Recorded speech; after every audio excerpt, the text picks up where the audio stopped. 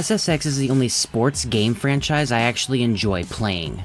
And, well, that's mainly because these aren't sports games. Or they shouldn't be anyway. It's a series that practically grew up alongside me. The very first SSX game for the PS2 is only a year younger than I am, and as a result, it's pretty safe to say that it comprises probably my earliest gaming memories. With that being said, it probably shouldn't surprise you that I hold these games in pretty high regard, most of them anyway. This video is going to be the final part in a series I've been making regarding the SSX series, my personal attachment to it, and for me it sort of marks the end of an era.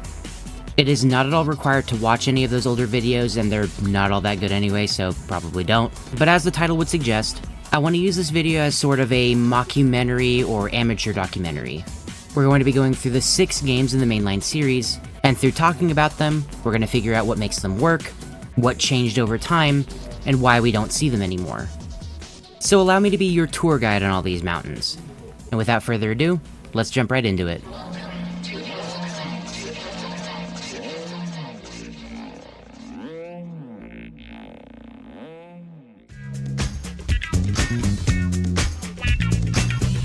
Where better of a place to start than the very beginning? Well, okay, I can think of one other place, and it's a little distinction. I promise I'll be quick about it though. The 2 games that cap off the beginning and end of the SSX series are both called SSX. One was obviously made in the year 2000, and the other one was made during 2012. And like most video game reboots that nobody likes, we're gonna differentiate the 2 games by just saying their end years as sort of a shorthand. So this game is 2000, this one is 2012. Get it? Got it? Good. Okay, moving on.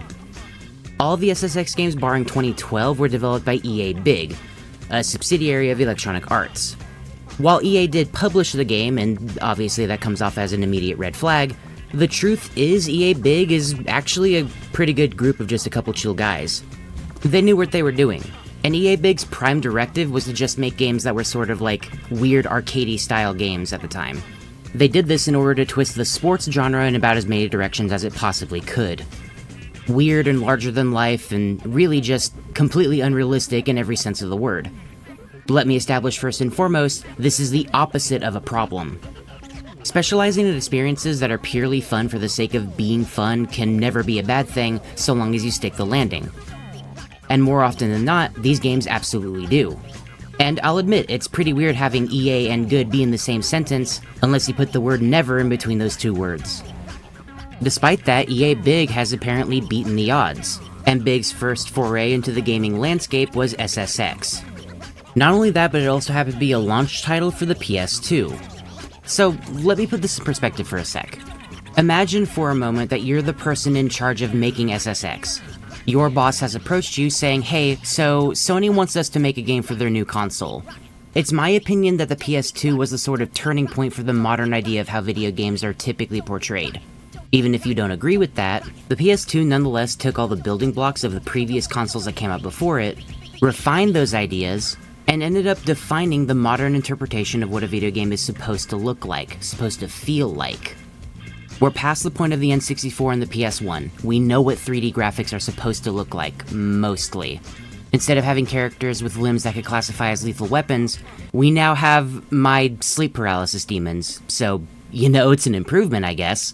So, for some reason or another, Sony and EA proper were really privy to the idea of just letting these little upstarts make their first game for the new console.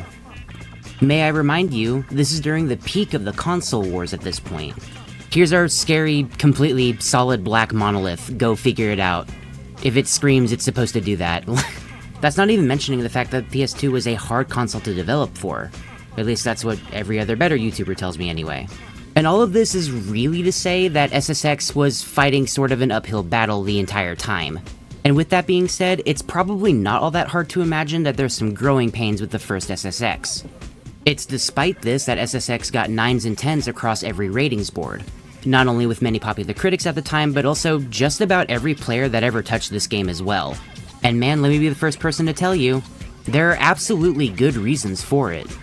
The controls are snappy, fluid, and for the sake of repeating myself a little bit, arcadey. Every stage in the first game has its own clearly defined identity. Right down to the choice of colors, you can clearly tell which stage is different from another. And every character in the game is truly a character. Even if they are a little bit, generic at times and Others, well, they get a little bit racist in their caricature a little bit.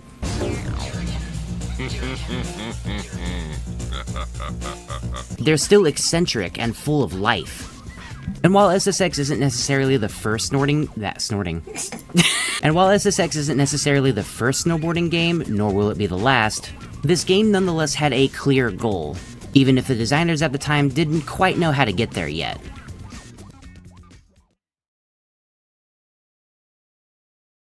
But then they did figure out how to get there. And so EA Big opted to try again.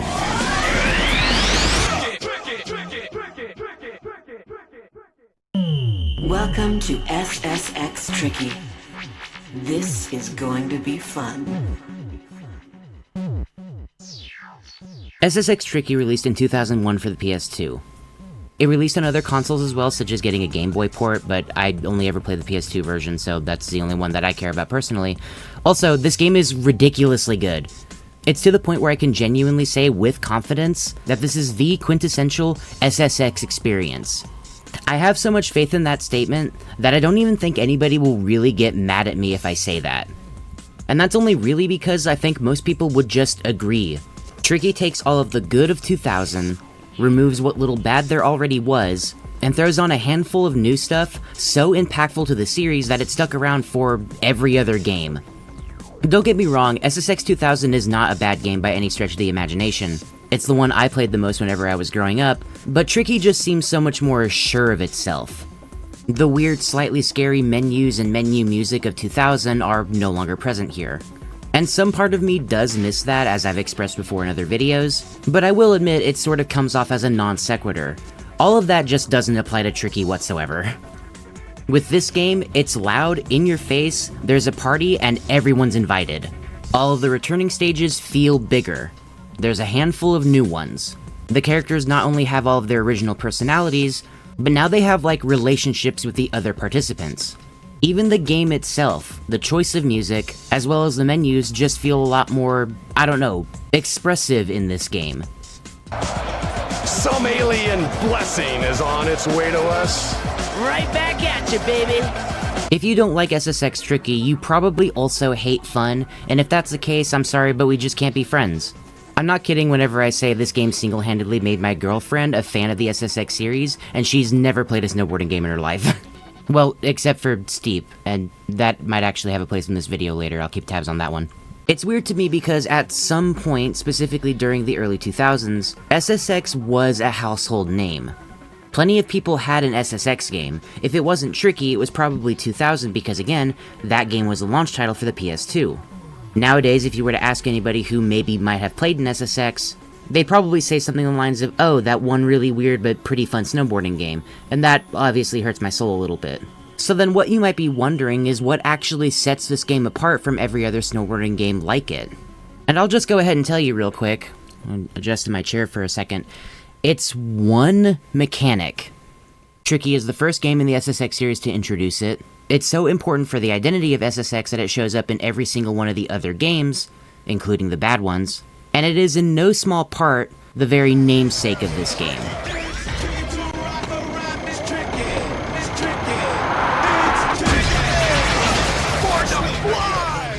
Any and all games in the SSX franchise are no stranger to performing tricks in these games. At the base level, performing a trick gives you some boost in your boost meter, you hit the boost button, you move a little bit faster, consume some of the boost. So simple, a literal child can do it. Literal children did do it, in fact, and that's why I'm talking about this game as it turns out. However, Uber tricks just take this one mechanic a step higher, a considerable step no less. Landing a simple spin or grab on your board is a pretty simple way to give yourself something to do whenever you're in the air. It feels good, it's kinda silly, it's extreme and cool, in the most 90s way imaginable, right? But on the gameplay side of things, it's also a constant balance of risk and reward. Can you afford to do 3 flips in the air before you hit the ground, or can you only do 1 or 2? You have to make this sort of split-second decision all the time in SSX. Because the ground is quickly approaching, and if you fail to land the trick, it wastes a bunch of time, you don't get any boost, and you're at a disadvantage now. Simple, effective, feels good to do. Feels great whenever you pull it off. And the brand new Uber trick system, consisting of uncancelable long animations, does all of this and more. The risk is higher, the reward is higher. It feels even better to pull them off. And the reason I personally like the Uber trick system so much is because it gives you a perfect little window into why SSX works. That's why it appears in every other game, Tricky and Up. Every character has a different Uber trick associated with them. There's a couple that are shared between the different characters, but most of the time they have a signature move that they can pull off. Every Uber move spares no expense at completely breaking the laws of physics. And yeah, I'll admit it looks absolutely ridiculous, but it's just so f***ing hype. If you pull off enough Uber tricks in a row, before your timer goes down on them, you'll have the ability to use infinite boost for practically the rest of the race. This is once again just a genius design decision, because it means even in race modes, a mode where you have to be going as fast as possible, stopping to do like a quick flip or whatever is still incentivized. You still get a benefit out of it. You do have a show-off mode where the entire goal is to get your score as high as possible, so you can place in, third, second, or first place, and obviously you have to do tricks to do those. Uber tricks give you more points, that makes sense. And even if you're not doing any of the competitive modes, and you're just doing like a free ride where you're allowed to just go on the track by itself or whatever, again, these just feel intuitively good. So this one mechanic benefits every mode and every playstyle in the game. Allow me to voice over one moment, a feeling that you'll get when you're playing SSX Tricky. Just so that you can feel a little bit of what I'm talking about. You see a ramp, a potential for greatness. You hit that ramp at the absolute peak of your jump. Your stomach sinks because all of a sudden you're immersed in this game and you really don't want to crash. You pull off 1, 2, 3, 4 or 5 Uber moves at once. But oh no, the ground is approaching. Do you have enough time to rotate back around and land the trick safely? You're already this far in, and there's only one way to find out.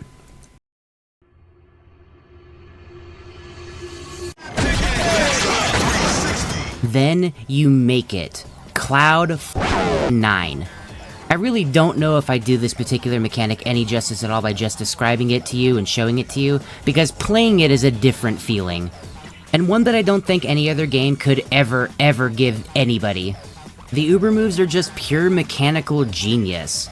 And I'm not just saying that because I'm sucking off a game series that I really like or whatever, even though I totally am, but it's a mechanic that adds a powerful flourish to the rest of the gameplay. It has a basis in the individual character personalities, and its inclusion sets this game apart from any other snowboarding game even remotely close to SSX. And man, let me tell you what, people noticed. This is by far the most popular game in the SSX series, and it's not even close. Odds are when people reminisce about their fond memories of playing the SSX games, all of those memories come from SSX Tricky. And at this point, is it any surprise to see why? SSX Tricky is peak snowboard video game to me. And in some part, it's peak video game to me too, actually. But then, why do we still have a whole list of other SSX games to go through? Where does one go from here?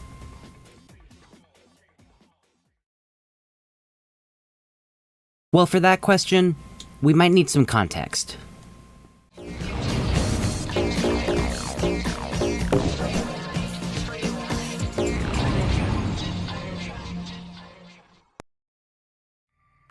The SSX series has many courses one may consider their favorite. Maybe you're a fan of Tokyo Megaplex and the overall ridiculousness going on with that stage. Perhaps you're a Metro City fan because you've never been to a city environment, and the fantasy of going down a city that fast is appealing to you. Regardless your answer, there's one stage I believe ranks unanimously important above all others, and that of course is Untracked. Untracked is a stage that appears both in SSX 2000 and Tricky. Like with every other returning stage that appears in both games, they have minor differences, but I'm not necessarily here to compare those differences any. Instead, I'd rather take this time to highlight the importance of Untracked as a stage, both with its presentation regarding its visuals, its audio, as well as just how it's played. For starters, Untracked can only be played in freeride mode. There's no race equivalent, there is no show-off equivalent.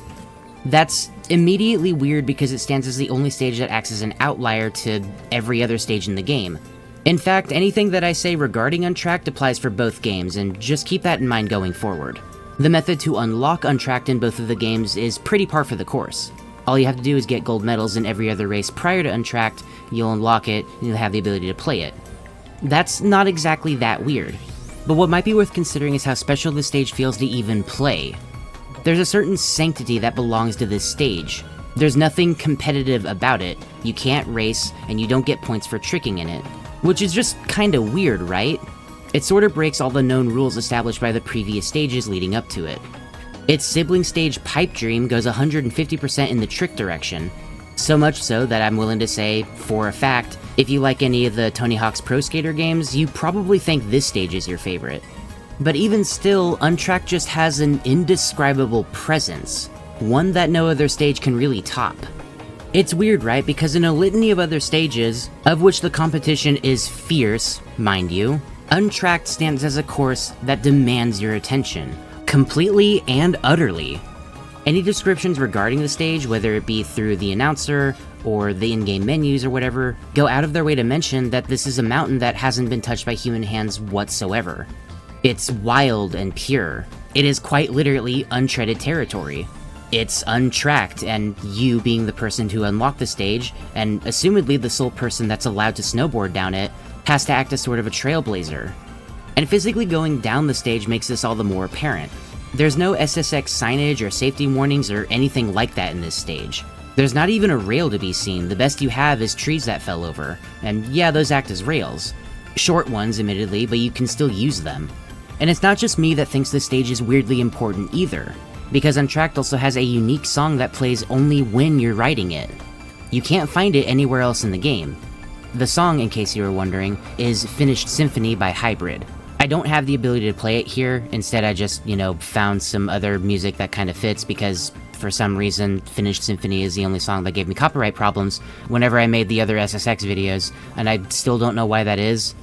Considering the song Tricky by Run DMC is way more well known, and absolutely has licenses that sort of govern it, but whatever, I guess I'm still just bitter about getting copyright claims on those videos.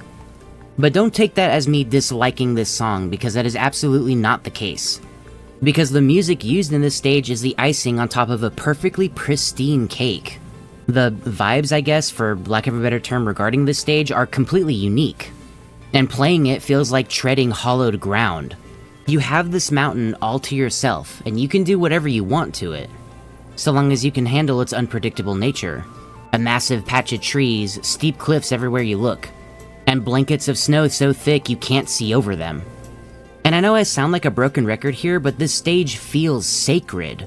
There's no way a pure description of this stage could really ever do it justice. And it's a feeling so unique, so effective, that it stands out in spite of just being a regular old mountain, something you would see in the real world. Honestly, the mundane setting of the stage might be the thing that makes it special in the first place. It stands in defiance, in stark contrast of its peers. And to me, that's what makes it the most important stage in all of SSX. So then, what would happen if you made an entire game that felt like Untracked?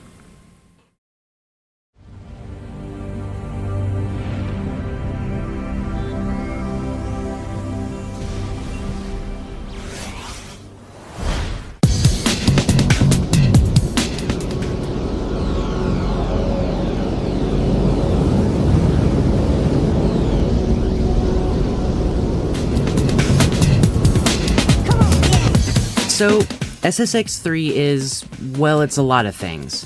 For one, because it has number 3 in the title, I guess we can count Tricky as an official sequel, which is, kind of weird considering it's more akin to like a remake or something, but whatever. More importantly, SSX 3 is good. Like, really, really good. Many would argue it's not as good as Tricky, and fair, but if there was a safe bet for second best game in the series, it would be this game here. Which I personally think is a pretty prestigious mark to have still. So what makes it good? SSX 3 boasts a particularly notable change-up to the rest of the SSX games thus far. That being, instead of having stages you select from a list, 3 is instead assembled like a semi-open world. Stages are arranged in order based on where they're placed on the mountain, and you can freely travel to each of these stages basically whenever you want to. Progression is separated by individual peaks labeled 1 through 3, and unlocking those other peaks is as simple as just getting, qualifying scores in either race or trick or even freeride mode now. And the open world structure of the game is such an important aspect of SSX3 that the quote-unquote final boss of the game is to race down all 3 of the peaks with a giant 30-minute timer. If you're being fast and efficient with it, it'll only take you about 15 minutes, but that's still a ridiculously long time for any race in any racing game. Each course and interim part of the mountain are all seamlessly blended together. And the real reason I'm mentioning all of this now is because, for one, it's sort of the main selling point of SSX3, but it also has a lasting effect on the rest of the series, and that's not always a good thing. I'm not necessarily ready to get sad about the series. I'm not necessarily ready to talk about sad stuff yet, so instead, let's talk about other interesting changes. To start us off here, we have 3 new mechanics, and they're all pretty sick. We have the ability to use Ubers on rails now. This is arguably the easiest way to fill up your Uber meter all the way practically instantly, and like the other stuff that works in this series, it feels good. Also, in this household we call them Rubers.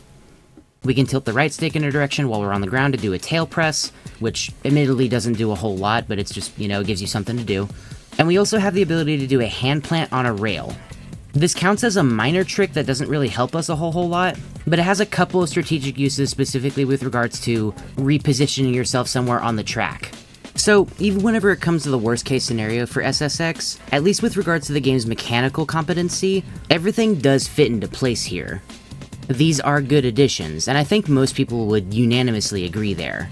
We're building up the existing mechanics in ways that do actually benefit the series. There's also these little checkpoint-ish areas called lodges, and they're more or less just glorified menus, right? They allow you to upgrade stats for your character, you can get new boards from them, which this time they don't provide any statistical benefit whatsoever, which is a little bit unfortunate.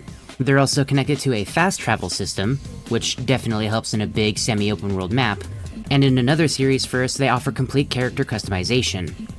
You have the ability to purchase new, shirts and pants and shoes and stuff. And some of the customizations can get pretty silly too, which does track for SSX. Something that might make you feel a little bit more mixed, though, is how the characters are portrayed in this game. Whereas in Tricky, we have 2 competitors bouncing off of each other, saying whatever banter or friendly words that they want to say, and they're allowed to express their little character moments and all that good stuff. That's practically completely absent in this game. The best you have whenever it comes to the moment-to-moment snowboarding is just the characters bantering to each other while they're racing, which, because there's other stuff you have to pay attention to, can make it kinda hard to hear. I do like how there's a de facto rival system though, and that's pretty interesting.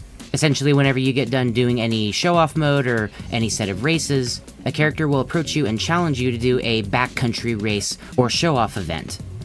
These challenges can genuinely get pretty hard as well. And so, when regarding a character with a comparable skill to you, it makes sense to describe them as rivals.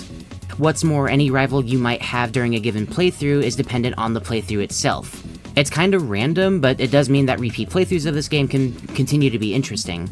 You have new things to expect, and new faces to challenge you. But there is something that bothers me about SSX3 in specific. If you're thinking critically about this game and you obsess over this series as much as I do, you may notice tainted seeds being sown. This entire game feels like one big fully fledged version of Untracked. On paper, it sounds like a great idea. Pick the stage that has the most profound impact on its players, right? Repeat this same feeling over the course of about 15 hours, and you might just have a masterpiece on your hands. But in practice, it means the days of seeing stages like Tokyo Megaplex and the like are just gone now.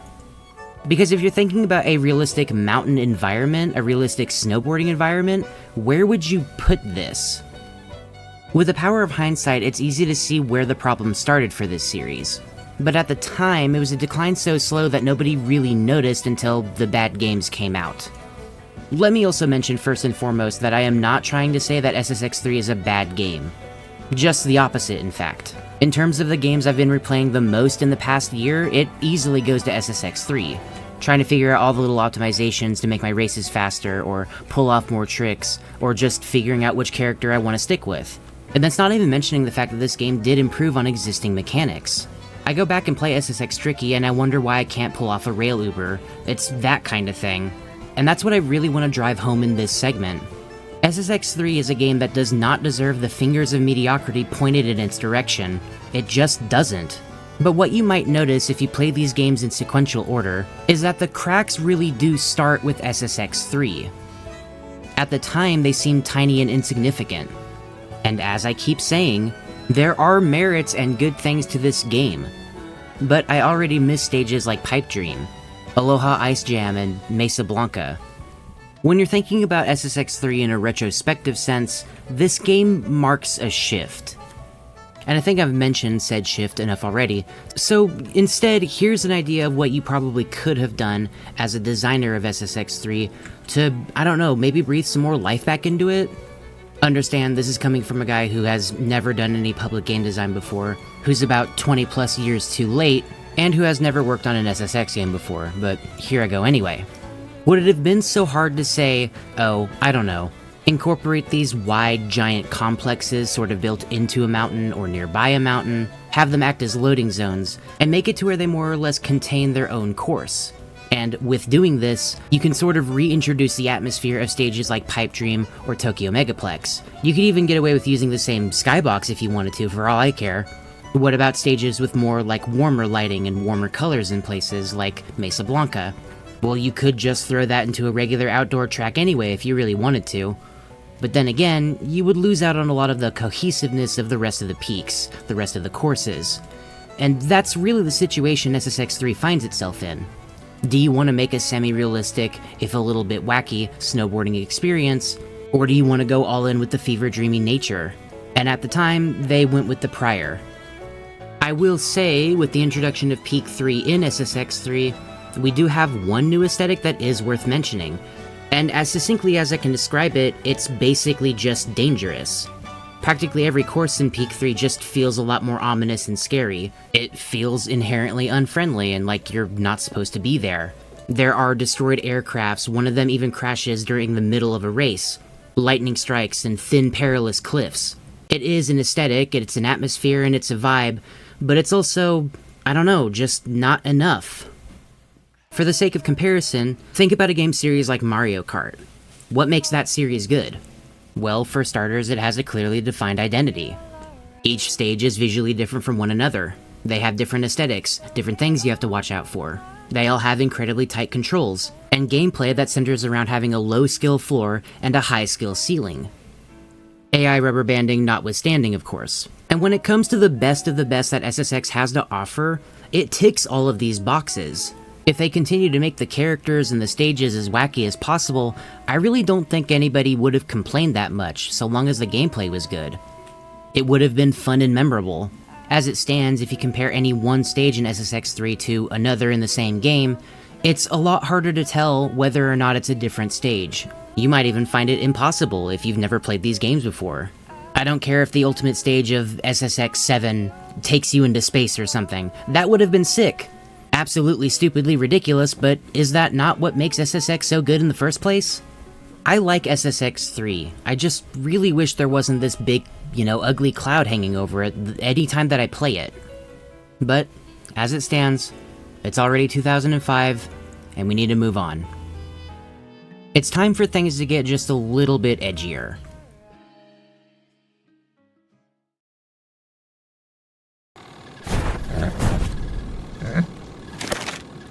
SSX On Tour has a really sick intro, and I'm sorry I can't play the music in full here, or even at all. Unfortunately, Iron Maiden is a pretty big name in the music scene, but I will say this intro has the clearest rendition of Run to the Hills I've ever heard in my entire life for some reason. If I can sum up SSX On Tour in one sentence, it would probably be, why yes mom, it was in fact a phase. This game is weird. I'd argue it's pretty good and even a little underrated, but it's important to note that this game has exactly one fatal flaw that more or less ruins it for a lot of people. You have a custom character in this game, which is a little bit of a side grade, I guess? Maybe it's more of a downgrade. I don't know, it's got stuff going on though. The lightest skin tone is referred to as monitor tan. New white person slur unlocked.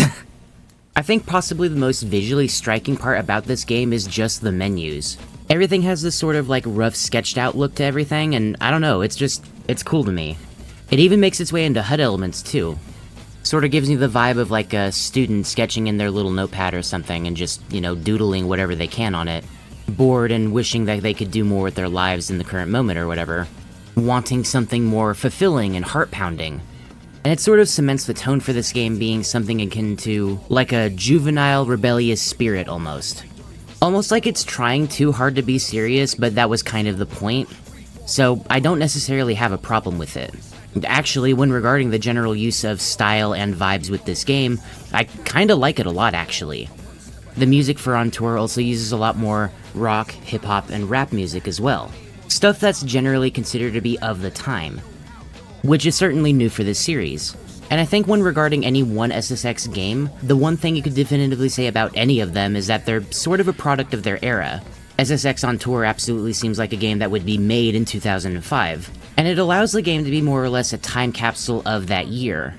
Whether or not you see that as a good or a bad thing is entirely up to you, of course.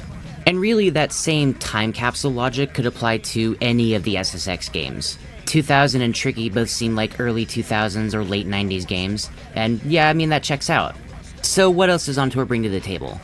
Well, as a bit of a side thing worth mentioning, the GameCube port of On Tour features 3 Mario characters. Why, though? Like, out of all the games to include Nintendo characters, you pick the one that's trying the hardest to be anything other than, you know, Nintendo-centered. This just comes off as kinda tone-deaf and weird. It might even be worth putting a pin in this for now. Not necessarily for this game, but for the next one we'll talk about here in a minute. I like how he makes funny Wahoo Mario noises whenever he gets hurt. And he do be carving some sweet powder. But like, no, seriously, out of all the games, why couldn't you have picked like SSX 3 or even Tricky? I feel like he would fit a lot more in those games. But I mean, oh well, here we are, I guess. Uber tricks went through a pretty substantial change, I think. They're far more simple to pull off now. If you get your boost meter filled up to level 2, all you have to do is flick the stick in a direction and you pull off a trick.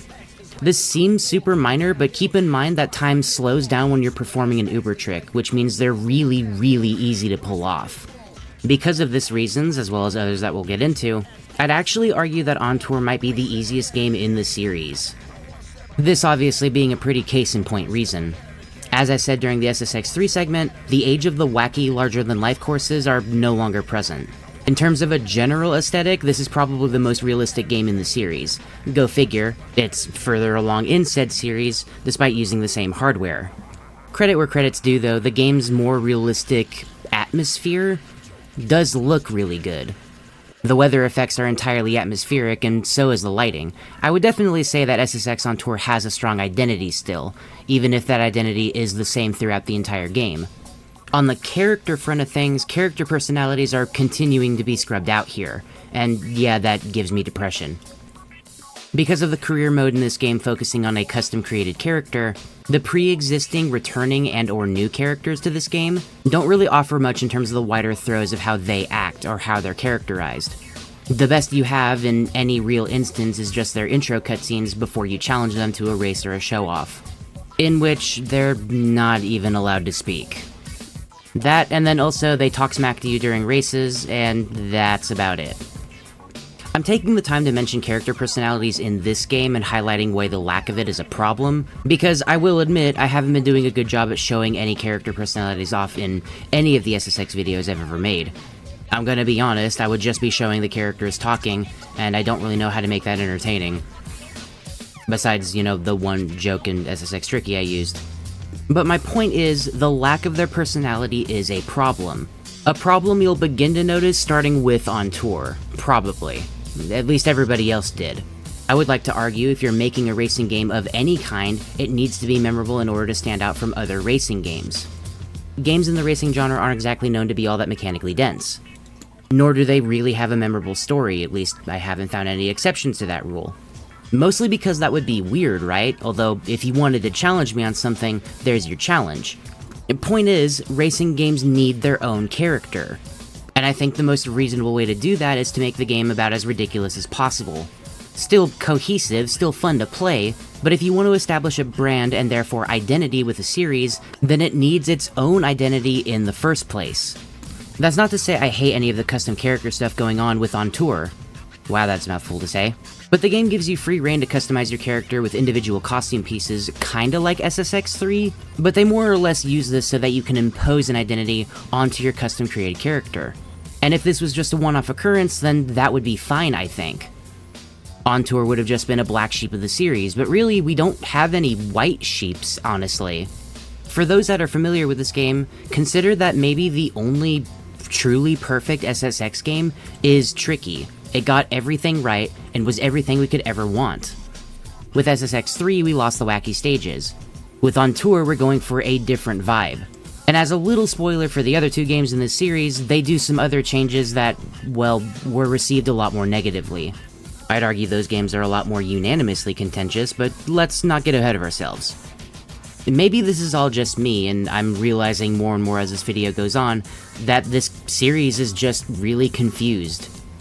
It wouldn't be out of the realm of possibility to say that Tricky was sort of just a happy accident, and most of the other games surrounding that one maybe, I don't know, got just enough wrong that they faded into obscurity all on their own. And as a result, people forgot SSX.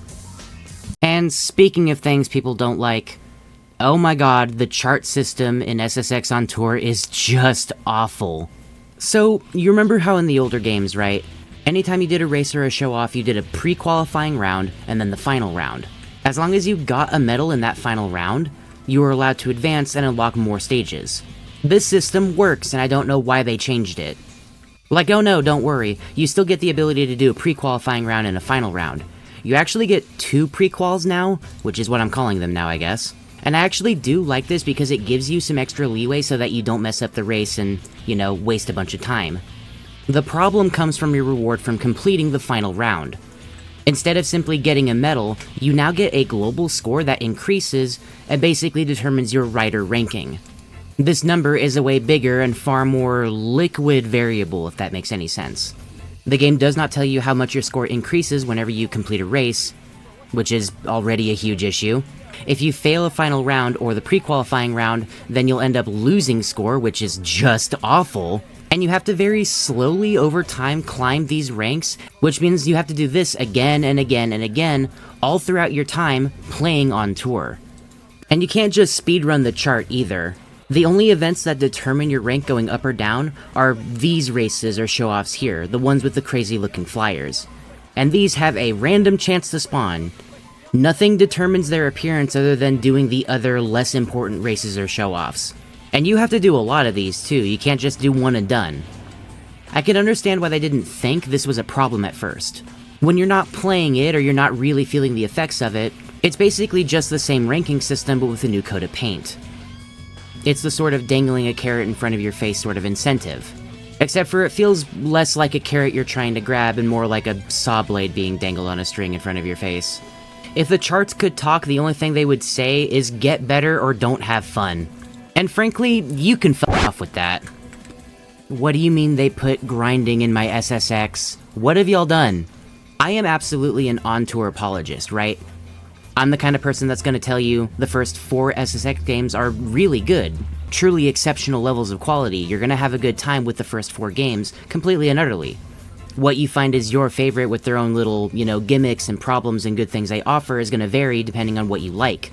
But even as someone who likes On Tour, I can't defend this system.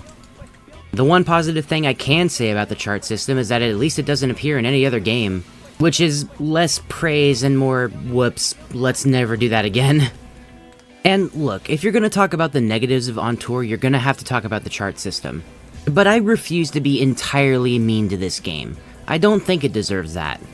There are people who are, and of course people are entitled to their own opinions. If you don't like On Tour, then that's fine, but I'm gonna choose to be nice to this game for the rest of this segment because I like this game. I think it's underrated. We also really can't afford to be mad at too many SSX games because there's only 6 of them anyway. So I feel like we need to find the positives no matter how divisive the game actually is. Despite everything that I said in the past, how long has this been? 6, maybe 10 minutes? I don't know, I don't want to count. I'm not, like, coping or anything. Despite my negativity towards On Tour, I do want to establish I like this game, I think more people should play it. On Tour moves away from the open world angle a little bit more. There's much more of a focus on picking individual stages this time. These stages are often reused to do several objectives depending on which one you pick individually. You have your races and your show-offs again. Sometimes you have to collect stuff. Sometimes you have to avoid somebody else because, rebellious teen spirit, oh no, the snowboarding police are coming. There's literally a mission like that. I don't have any footage of it, but that does exist, I promise. Ski patrol? I think it's a ski patrol. But if you decide to do free ride in, any stage you have currently unlocked by first playing that stage, you can do the sort of SSX 3 thing where you pick a starting point depending on your elevation of said starting point, and then go all the way down.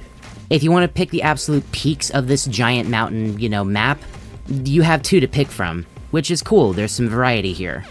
Once again, it's different, and different is mostly fine. In case you haven't noticed with these games' release dates, it's doing the very EA thing of releasing a new SSX every year. There are exceptions to this rule, and we'll get to those in a minute. But the reason the SSX series doesn't have the same stigma as something like FIFA or Madden or anything is because each SSX game is wildly different from another. Barring, 2000 and Tricky, but that's a weird exception anyway. Another sort of understated and cool thing about this game, we actually have some ski representation in On Tour. The rest of the games going forward are going to give you the option to pick both skis and snowboards depending on which one you like. And their differences are pretty minor, it's just, animation differences between both of them. Obviously there's different models, so whenever it comes to customization you can pick new ones, and it's kinda cool, but I don't like skis as much as I like snowboards, and sorry, but there's my bias. I just think snowboards are cooler, sorry, I don't know. And the really good thing about the SSX series, barring one game as an exception, is that all of these games are just some of the best pick-up-and-play video games you could ever get your hands on. On Tour is no stranger to this, and it really doesn't get any bonus points for being a good snowboarding game. There is a baseline established, and we've seen it already. But that being said, it's possibly one of the fastest SSX games, despite how easy it is to play. It doesn't necessarily reach the zen peaks of something like SSX 3 or Tricky, but if you want something that feels pulse-pounding and fun and sort of, daredevilish or whatever, then you have On Tour for that, and it's gonna make you feel good regardless of how many times you, flop around. It sorta comes with the territory. It's again, that rebellious spirit and all that. It's a little harsher and grittier, so taking damage is kind of expected. And weirdly, that means it kinda fits the vibe of this game. On a related note, I actually really like how many NPC riders there are. There's a bunch of nameless skiers and snowboarders just kinda rolling around. A lot of them are legitimate children. It definitely makes this feel like a more, public space. Makes you feel like if you're going this fast on a course that's this realistic feeling, you probably would get in trouble for that. If you decided to, say, knock down these NPC riders or skiers, you would also get rewarded for that. Which in its own way is kind of like a slapstick comedy situation. Basically, knocking anybody down by using the shoulder buttons while you're on the ground is gonna give you some boost. Depending on who you knock down, which can be done in every SSX game, they might grow to be more aggressive towards you in that given race. The nameless NPC riders in On Tour don't necessarily become aggressive, they kinda just cry and shit their pants. And because of their minor yet impactful inclusion in this game, I sort of couple them together with the weather effects in a weird way. It adds to the aesthetic, it adds to the identity, the same dribble I've been repeating for the past, 50 minutes at this point? I want to close out this segment by saying wholeheartedly, I think you should try SSX On Tour.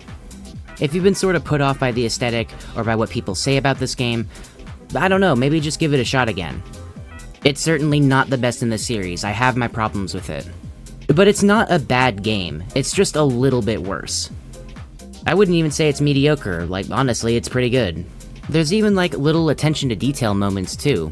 EA Big is becoming more familiar with the hardware and the engine that they're using. There's more product placement and stuff, especially with On Tour, and that can come off as kind of uncanny. But somehow, like I've been saying with the whole time capsule feeling with each individual SSX experience, seeing something like MTV2 plastered on the, rail signs or whatever, the giant Old Spice can spraying snow as if it was the deodorant itself or whatever. I don't know, it's kinda quaint. I like this construction contracting company over here. This comes off as a meta joke. Low poly. Yeah, the wood is all low poly, and so is their construction equipment. It's just kinda funny to me whenever you notice it. SSX On Tour is pretty good. Yeah, it has its problems, of course it does. I wish the charts didn't exist, at all, I hate these things. But I still think it's a game worth playing. But on that note, do you want to see the worst this series has to offer? because that's what's next. Alright, so I gotta come clean with something real fast. SSX Blur is like really, really bad.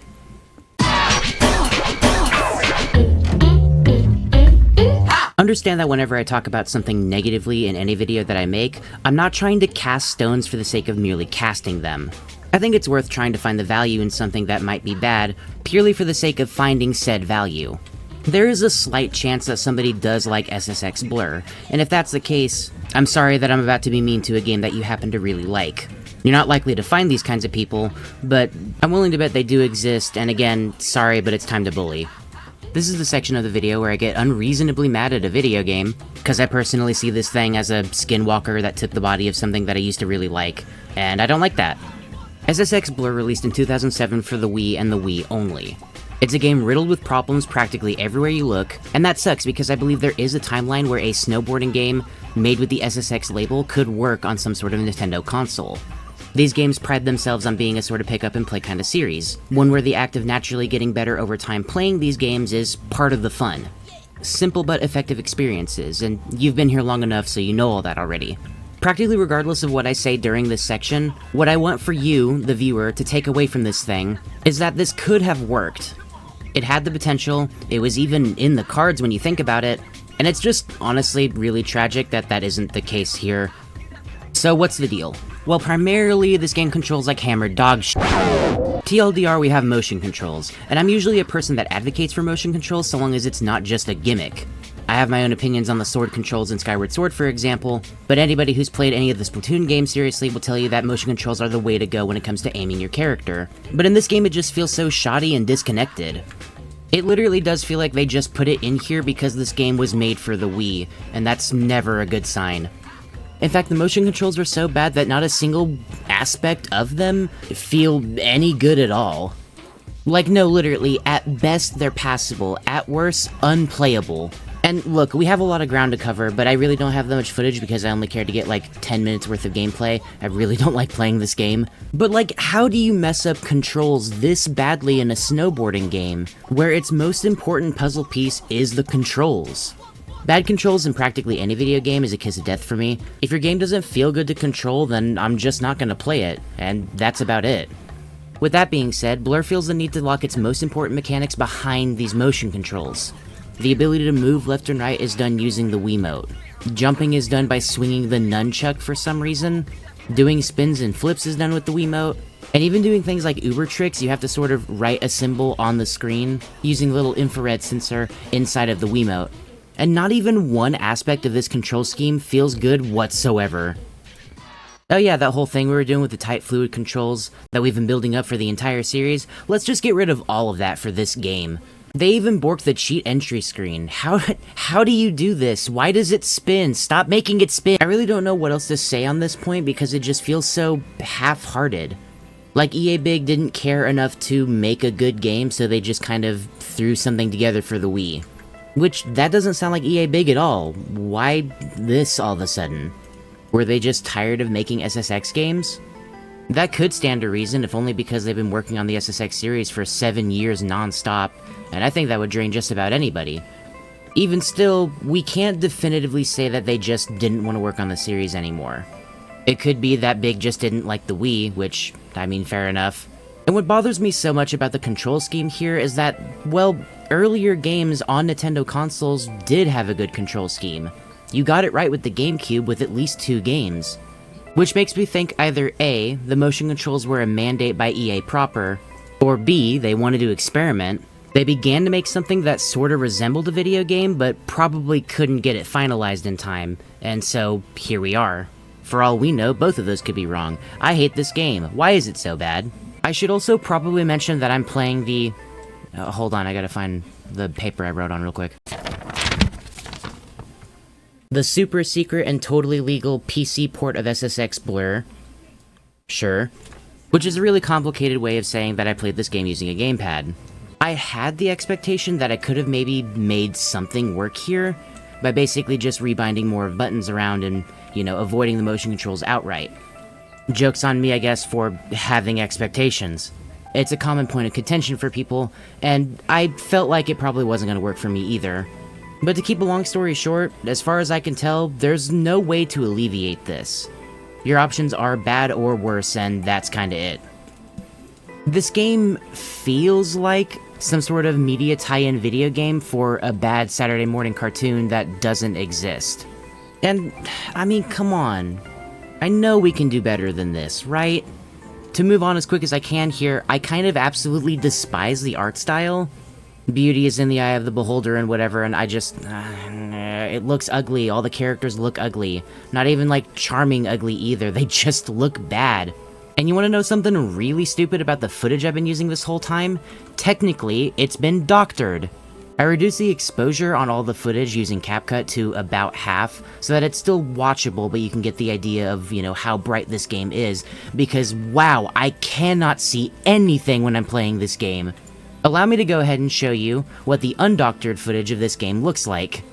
Here is your one and only flashbang warning. Think fast, chuckle nuts! Dog, I can't see anything. If you get some big air with a huge jump or something, then try to land back on the ground, you don't know where the ground is because it doesn't look like it even has a texture. At least we can kinda sorta say that SSX Blur lets you sail around in the void. I'm willing to bet if you try to play this shit in the middle of the night, you would have given yourself a headache within 2 seconds. Would somebody please tell me why this is allowed? I promise I'm trying to find something redeemable about this game, but it's just so hard. Because not only does all the stages in this game perpetuate the same problem we've been facing for the last 3 games now, they're also literally reused. Just smaller, with less detail, and I still can't see them. During intermittent points, the venues that appear in SSX Blur are all recycled from SSX 3 and SSX On Tour. There's a couple of exceptions to this, but for the large majority of this game, it's mostly reused stuff, recycled stuff, and henceforth, not a lot of original content. On the wiki for SSX Blur, it actually goes out of its way to mention that this is a prequel to On Tour, which, why and how and... I don't care anymore. I just want to move on. Beating this game over the head isn't fun for me, it's just kinda sad. And it sucks because I know I can see the vision here. Surely there is some kind of alternate reality where SSX Blur did work, where an SSX game for the Wii was the preferred method to play the series. But we don't live in that universe. We live in this one. And I'm out of footage anyway, so does it get any better?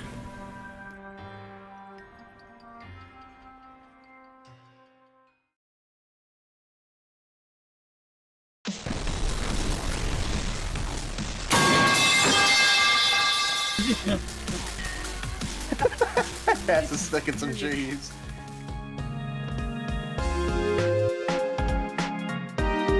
So, we finally made it. We're in the home stretch now. The final game in the SSX series is SSX 2012, or 2012 for short. And I did not have high expectations going into this game, I'm gonna be honest. It's the one I played the absolute least out of the entire series, but I've been pretty pleasantly surprised through my entire playthrough so far. What I'm a lot more sad about, though, is that, well, EA Big's last game was SSX Blur, which, yeah, not exactly a good look for their final, you know, thing that they made. 2012 was made by an in-house studio at EA proper. And to just help us scoot ahead a little bit here in the timeline, this game really shouldn't have worked. Of course I have issues with the game, naturally, I'm an SSX purist, so of course I do. But even with that being said, there is enough good here that makes this a proper SSX game, like honestly. Before we get too ahead of ourselves here though, 2012 first got its start as a different game entirely, assumedly being much darker in tone, being unveiled in 2010, and going by the name SSX Deadly Descents. When fans first laid their eyes on the one and only trailer for Deadly Descents, most people were pretty sketched out by the whole thing. It seemed that the SSX series was further removing itself from the sort of dreamlike nature that we've, you know, want to be accustomed to. In fairness, we really don't know what Deadly Descents would have been, or how it would have been received. Would it have been good? Maybe bad? We really don't know, and we don't have the opportunity to be able to tell either. In its place, we have SSX 2012, and you know what? It could be way worse. It's worth noting that 2012 did do some changes to the SSX formula. Some good, some bad, and some ugly, of course. As a little bit of a really stupid thing I don't like, have you ever wondered what SSX is supposed to stand for? In every game leading up to 2012, it stood for Snowboard Supercross. Which, alright, yeah, makes sense. In this game, it's an abbreviation for snowboarding, surfing, and motocross for some reason. And look, okay, I get it, right? The founding members of Team SSX all did their own little sports before doing, snowboarding or whatever. We're going with this whole reboot angle, and yes, every official source does count SSX 2012 as a reboot, because that's important all of a sudden now. But that certainly doesn't mean I have to like it, and no, I don't, in case you couldn't tell. It's just stupid, and I know, I'm stupid too, shut up. On a somewhat related note, the story of SSX 2012 is actually a little more important now. Narratives in just about any racing game more or less take a back seat, or maybe it's more accurate to say they were shoved in the trunk. But I would say that 2012 at least rides shotgun. Yeah, this analogy is already losing footing, whatever. Griff Simmons is an antagonist now. I know there's a reason I didn't like that kid. Making me look bad and shit, I'm gonna kick your ass. And regarding gameplay changes, there are a lot, as it turns out. Like, truthfully, I don't even know where to start, so I'm just gonna start throwing stuff at you. Controls regarding grabbing your board have been completely changed. Now, instead of pressing the shoulder buttons or the trigger, you have to hit the face buttons. Which sounds like it would be super awkward at first, and learning it is definitely a process. But I think it does benefit this game in a wide sense. Quickly pressing any combination of buttons one after the other will result in a combo trick being performed. Not in the typical sense you're thinking, it's more like, if triangle grabs the front of your board, then pressing X and triangle will grab the front of the board with both hands. TLDR, it's more depth and more variety, which is good especially considering this method of tricking might seem more limited on the surface. It's practically impossible to fall off of rails now, which means they're mostly mindless and really easy to pull off. As I'm sure you can tell, I'm a little bit more mixed on this one. Instead of being a bite-sized minigame where you have to balance across the board, you basically just have to hit it and you'll never fall off of it unless you jump off. I can confirm that you can still pull off tricks while on a rail though. So hey, neat. In a similar vein, using the environment as rails is now done using a shoulder button. In a sense, it gives you the option to perform a rail slide, or you might use that same rail as a sort of pseudo ramp. And for me, the hardest part about using this particular mechanic is just remembering that it's there. There's nothing really wrong with it, it's just, I don't know, having to program my brain to be able to use things like trees in a new way is foreign to me. But I mean, hey, it's more split-second decision-making, so that's pretty good. While being in a tricky state and a super tricky state still gives you infinite boost, the timer for when you fall out of any tricky state is now much shorter. To make up for this, getting into level 1 or level 2 trickies is made much easier. And regarding all of these new or otherwise changed mechanics in a sort of coupled together state, you might begin to realize how breakneck the pace of this game might be just through descriptions of how the new mechanics work. And yes, I can confirm, this game is fast and brutal. It's also worth noting that, when you get a grip of all the controls, I find it really easy to look cool playing this game. The general speed of gameplay is amped up so much that everything else regarding the actual controlling of the game needs to also accommodate, and largely speaking, it does. As I've more or less been saying as this video has gone on, when regarding most of the games in a vacuum, they're perfectly fine and serviceable. Even if you're comparing the other games in the series, each individual game that you play can still offer a unique experience, ranging from little changes and additional mechanics to the game's outright presentation. I know this particular segment isn't everybody's cup of tea, and since you stuck around this long enough to watch until this part of the video, I just want to say thank you. But I also regret to inform you that we have some more changes I need to bring up, because they're sort of emblematic to this game's identity as a whole. So, race and show off, right? The wide umbrella for modes that appear in every SSX game, and strangely, even this formula underwent some changes. The wider concept of show off has been simplified. It's more or less how it works in SSX Tricky, which is to say we don't have stages that consist of a single half-pipe, or set of very large jumps. It's just going down the course and getting as much score as possible. Certainly a little unfortunate, but not the end of the world. What is a way bigger deal is the new mode that they add for 2012. The naming convention in 2012 for all of the modes goes Race It for Race, Trick It for Show Off, and Survive It. And look, I know your eyes are glassing over, but let me just tell you one thing. 2012 gives you a health bar. Do I have your attention now? Probably not, okay. How about a hit and run? Yeah, fuck you, Griff. Survive It stages consist of entirely mortally dangerous courses. If you, say, fall down a perilous cliff in any venue in this game, instead of being reset somewhere on the course, you will have reached a fail state. Luckily, this can be undone using the game's new rewind feature, but only during Survive It courses do you have a limited number of rewinds. Suffice it to say, this game is a lot less lenient on failure. Making a mistake is genuinely costly. And you know how I said the aesthetic of SSX 3 for some of the stages in Peak 3 went for this more outright dangerous atmosphere, right? 2012 seems to be the concept of that amped up as high as it will go. And while I do largely like it from a certain perspective, I feel bothered to mention that it does come at a cost. The SSX series is the ultimate Zen video game series for me. So long as you know how to play and you're good enough to play it consistently, it is incredibly easy to fall into a flow state the entire time you're going down a course.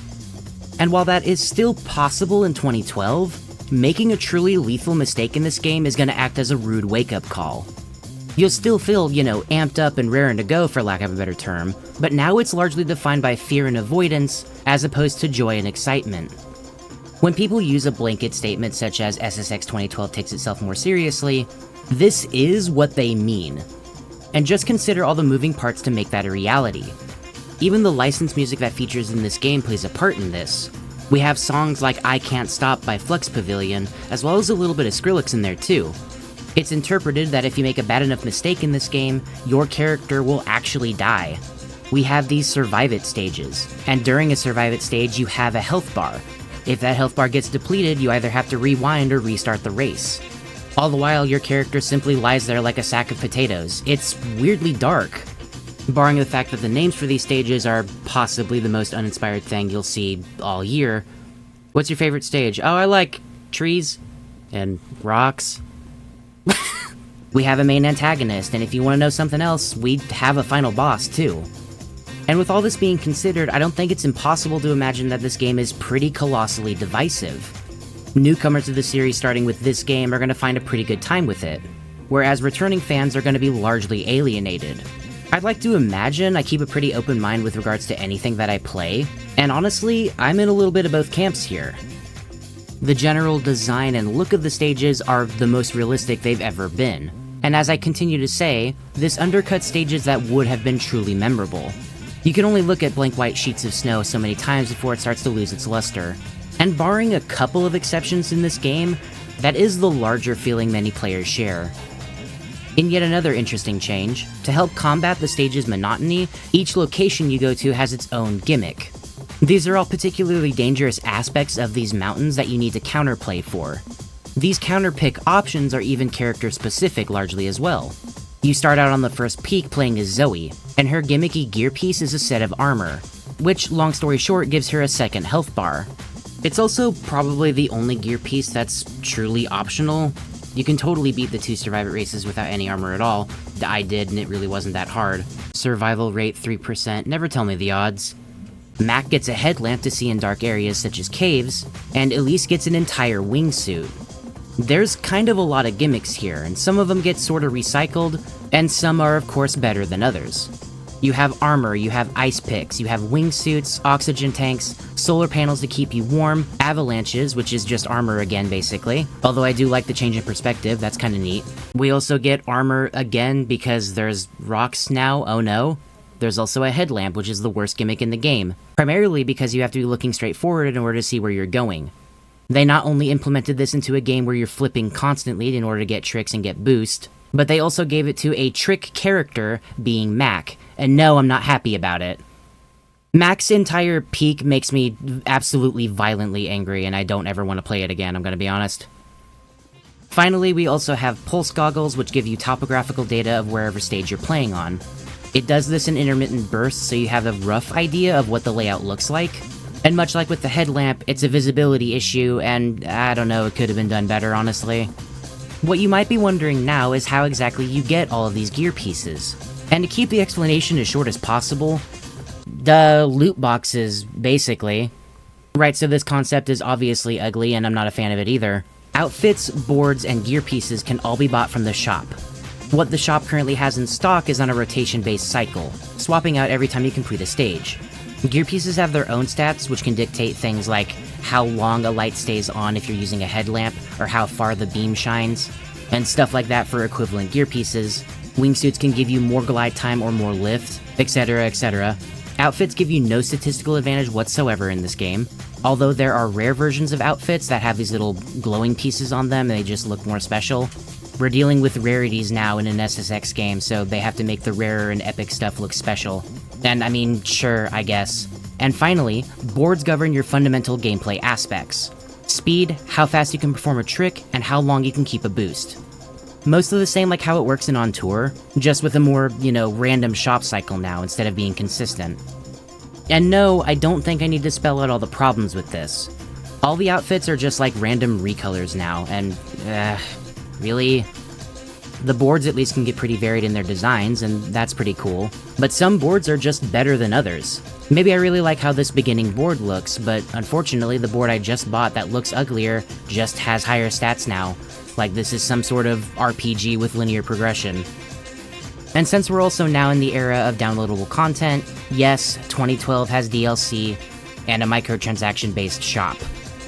Luckily for me, I never cared to actually connect my game to any online service, so it practically didn't appear for me whatsoever.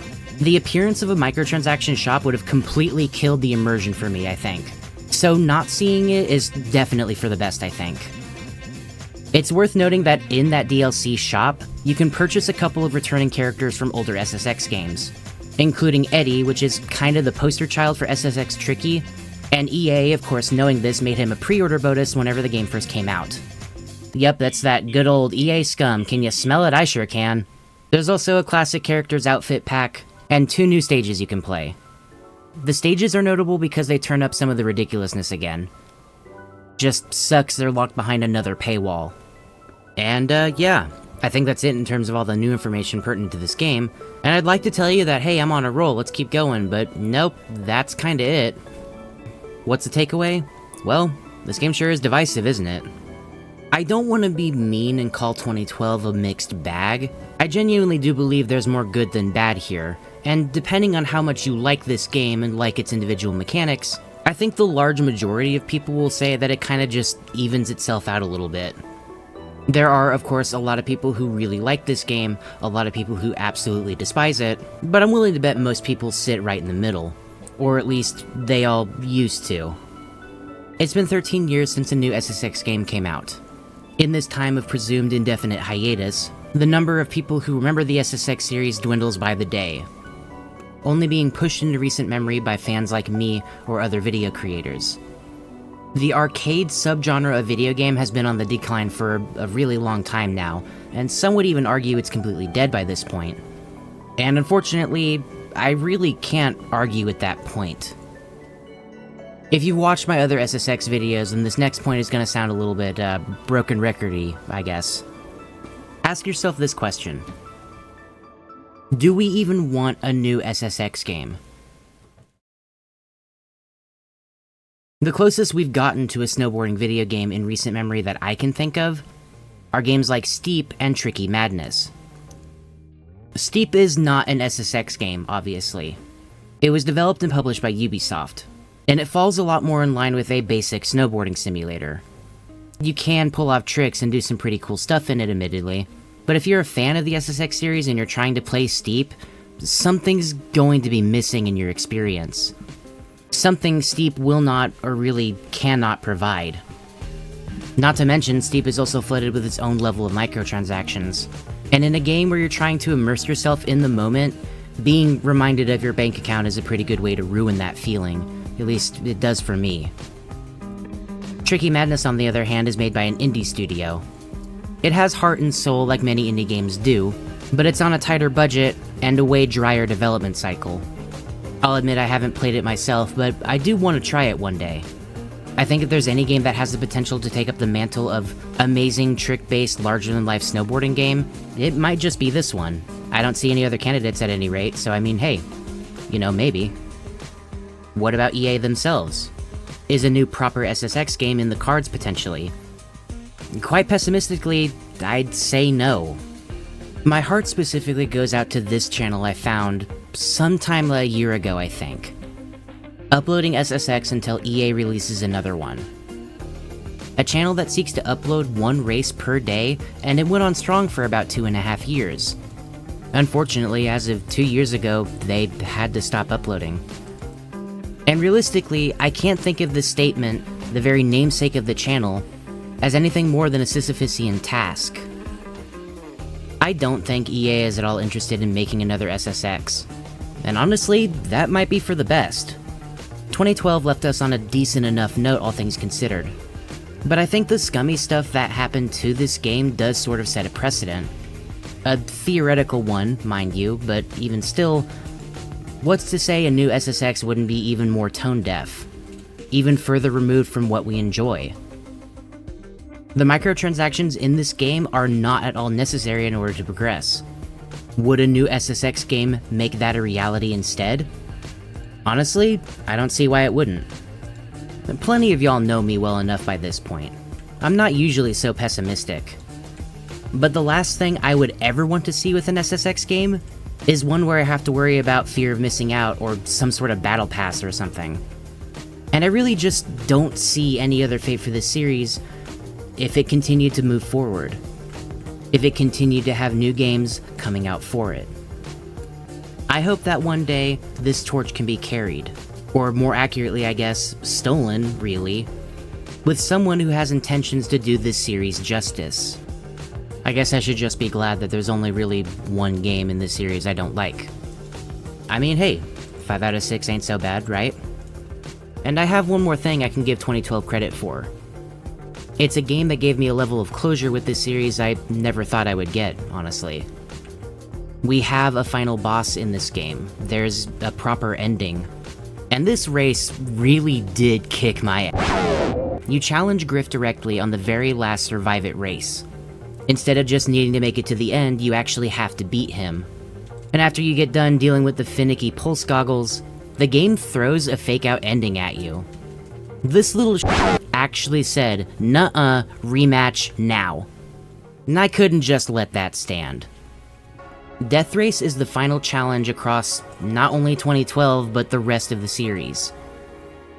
At every angle, every jump, every moment of fear in your heart, this course will test every part of you. I'm not kidding when I say this is one of the hardest boss fights I've ever played in a video game. And it's just a racing game.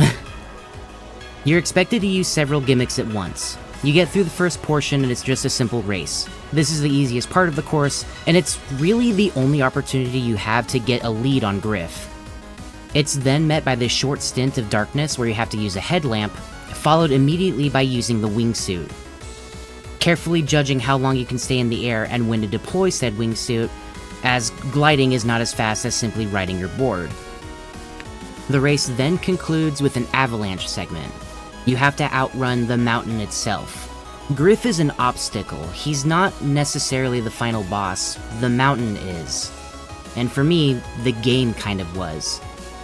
I know it's been a pretty long time since I made a video at this point, and rushing to try to get it done, I felt extra stressed out.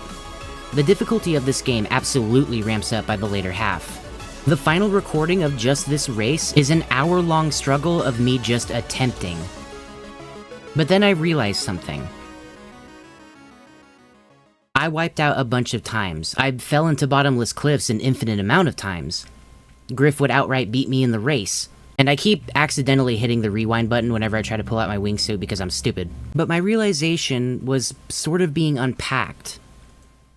Every time I failed, every time I got a little bit better, I realized this was a trial by fire. And even more so than that, it was SSX's final hurrah.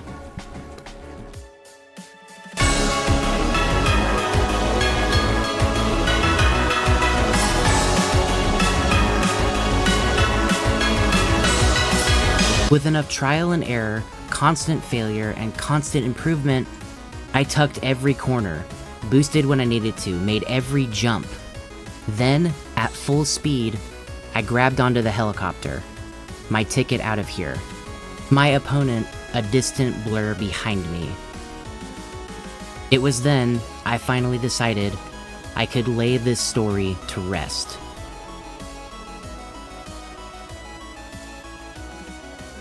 I don't want the state of this series to make me sad anymore. So starting now, I won't be.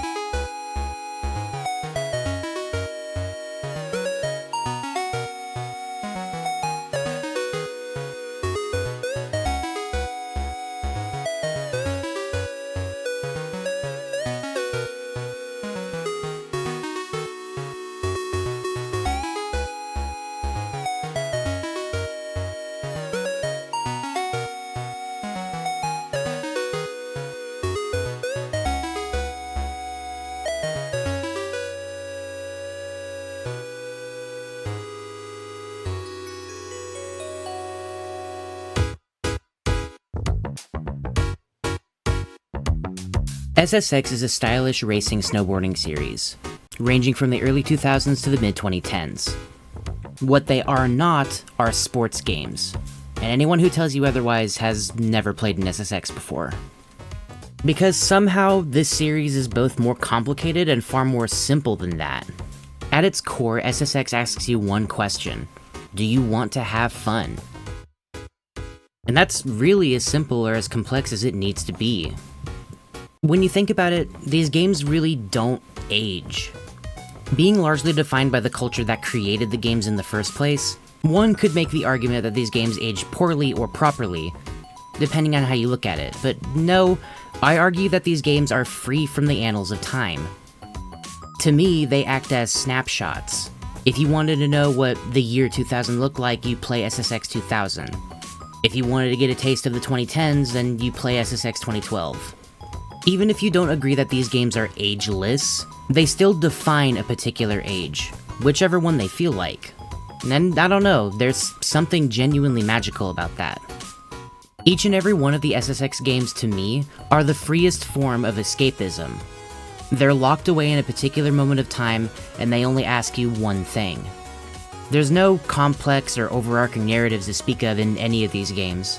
And I think that's just as valuable as an experience that gets you to question things like your morality or whatever the case may be. And don't get me wrong, more complex games, whether it be more complex narratives or more complex gameplay or whatever, those are still fine, I still like those games. But there's something pure about a game like SSX. And here I go rambling again, so maybe I should stop while I'm ahead. The original SSX 2000 might have been the very first game I've ever played. At the very least, it's a strong contender for that spot. I mean, the release date lines up if nothing else, and I can't say I remember my parents ever buying it, so for me, I think this is my first game. And how many of y'all can remember the very first game you ever played when you were a kid? And for the record, I do ask that genuinely. I would like to know what your first video game experience was, because, I don't know, why not reminisce, right? Long story short, these games are important to me, and, well, I don't know. I certainly could have had worse first experiences in video gaming, so I'm glad it was SSX. I think I've said all that I've wanted or really needed to say with regard to this series, so with that, I guess it would be wisest now to close out with thank yous. So with that, if you're wondering where the song that's currently playing is from, the name of the song is Sunset Bridge by the artist Purely Grey. It's a completely original work, and I felt it appropriate for me and for this channel to end off with a chiptune song. It just felt right. Their music is completely free to use so long as you give them credit and link back to whatever music streaming platform they use. So on that note, if you like what you're hearing, you can check the description. I'll have things like their SoundCloud and whatever else, their YouTube and things, also linked there in case you want to check out more of their stuff.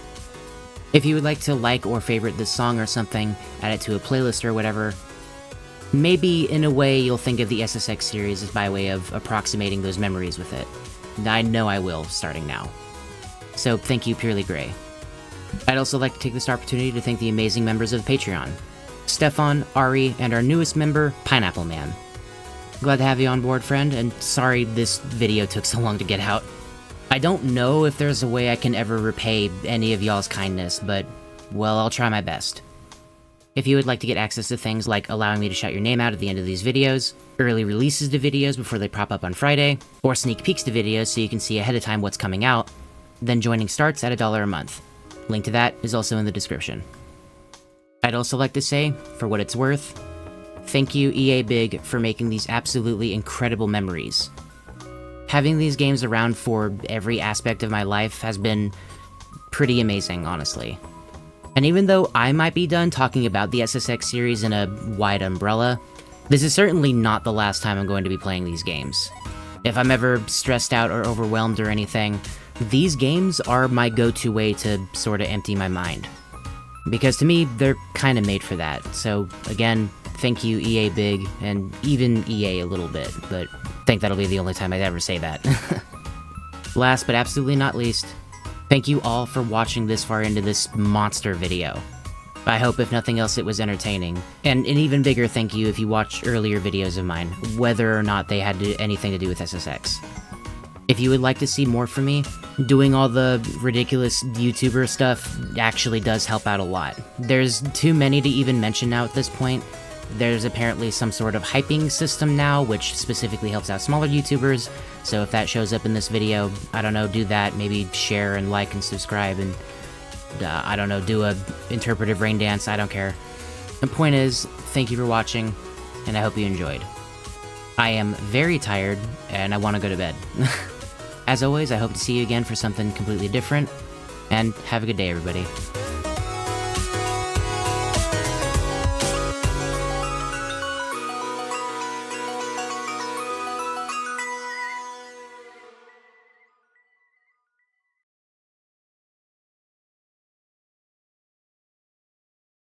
Did it. Ooh. Oh, hold on. I'm not messing this up again. I don't want to mess it up again. They called me crazy. But it's real. The UFO is real. I knew it was real. Ow. Y'all don't understand how long it took to get... This was for a bit. This is for a dumb bit. Whatever. I'm out of here.